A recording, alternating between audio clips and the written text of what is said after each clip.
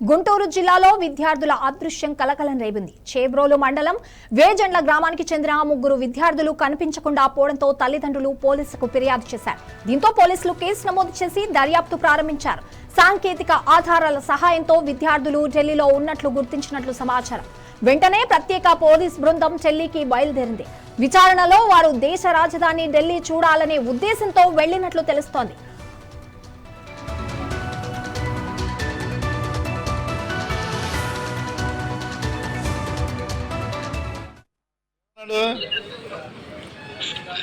అది నవ్వుకుంటున్నారు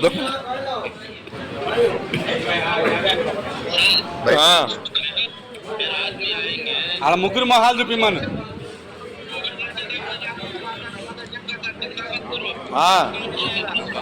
ఏం చేద్దాం? వాళ్ళ మొహాలు చూపిమ్మను. వాళ్ళ మొహాలు ఏమన్నాడు? అది నవ్వుకుంటున్నారు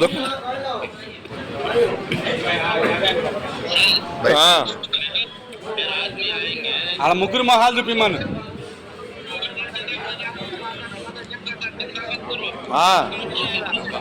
ఏం చేద్దాం?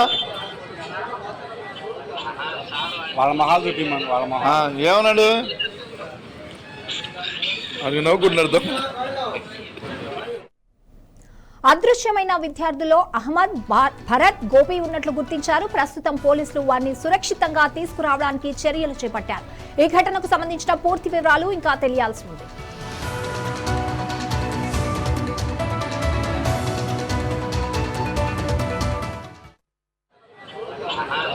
వాళ్ళ మొహాలు చూపిమ్మను. వాళ్ళ మొహాలు ఏమన్నాడు? అది నవ్వుకుంటున్నారు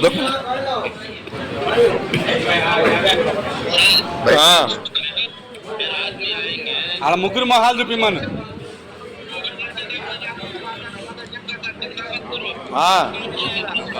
ఏం చేద్దాం? వాళ్ళ మొహాలు చూపిమ్మను. వాళ్ళ మొహాలు ఏమన్నాడు? అది నవ్వుకుంటున్నారు